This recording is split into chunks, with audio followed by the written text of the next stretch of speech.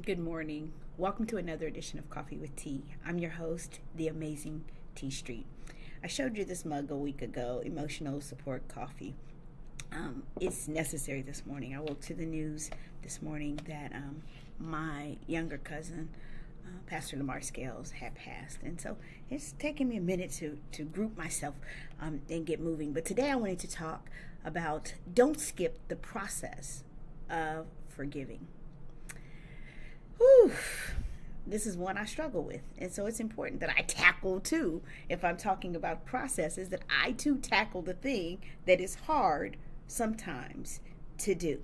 So I want to talk about what is the process that goes along with forgiveness. When I was in seminary, I read a book by Lisa TerKeurst that was titled Forgiving What You Can't Forget.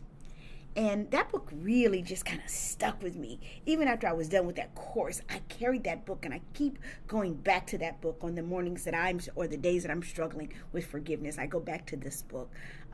She had public humiliation by her husband, and she still chose to forgive him. And she talked about that it's a long process and it's a hard process. So I wanted to just cover with you some of the steps. Once you decide to forgive, here are the steps. The first one, make a conscious decision to forgive. That means you got to say in your mind, I'm going to consciously, regardless of what the other person who is in need of your forgiveness did or did not do, even if they don't ask for it, I'm going to make a conscious decision to forgive. That's the first step. The second one, don't get it twisted. Acknowledge and honor the pain that you feel. Yo, you hurt me, or they hurt me. Even if you decide never to have a conversation with them, you can forgive people without ever talking to them. You can, without ever saying, hey, I forgive you. You can still forgive people. Acknowledge, though, your pain, because if you don't, it kind of sits there like a boil, and it festers until eventually it explodes and it pops all over the place. So make sure that you honor people and yourself by acknowledging and honoring your pain.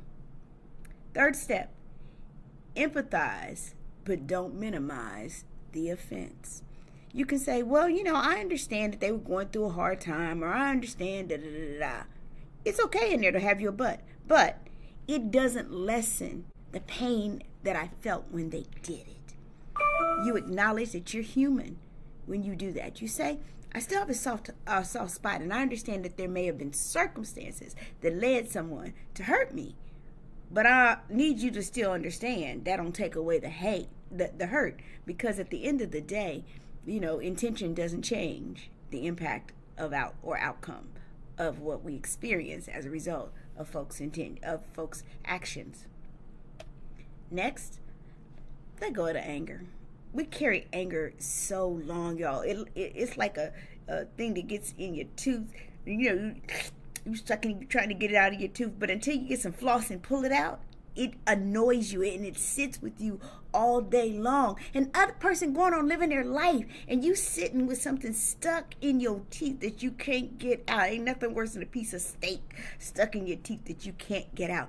That's what anger is like.